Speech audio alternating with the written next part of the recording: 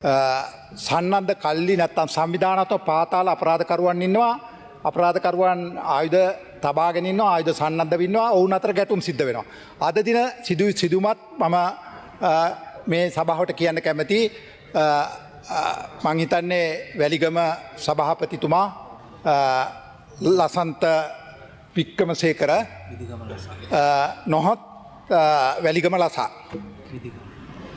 එතකොට මේ මහජන නියෝජිතෙක් බවට පත් වුණාට මෙයා පාතාල අපරාධකරුවෙක්. නඩු 8ක් තියෙනවා.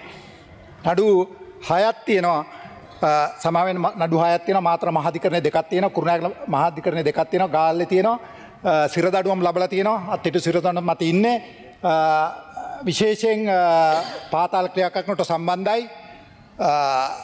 දැනට ඉන්දුනීසියාවේ ඉඳලා රැගෙන ඇවිල්ලා ඉන්නවා සංවිධානත්ව අපරාධකරු කීප දෙනෙක් ඔවුන් කරන ප්‍රකාශ හරහා මොහු සතුව යම් යම් අව්‍යාවද තියෙන බව අනාවරණය වෙලා තියෙනවා විමර්ශන දිගටම පවත්වමින් තියෙනවා පහුගිය 6/27 දිනත් උසාවියට ගිහිල්ලා තියෙනවා මේවා පැක්ස් වාර්තා කරලා තියෙනවා විවිධ අපරාධ සම්බන්ධයෙන් මද්ද්‍රව්‍ය ජාවාරයෙන් මුදල් උපයාගැනීම පිළිබඳ අධිකරණ නඩුවක් තියෙනවා මේ විදිහට පාතාල අපරාධ වලට සම්බන්ධ පුද්ගලයන් අතර ආරවුල් ඇතිවීම පහුගිය කාලේ තිබ්බා ගරු මන්ත්‍රීතුමනි එවැනි ආරවුලක් තමයි මේක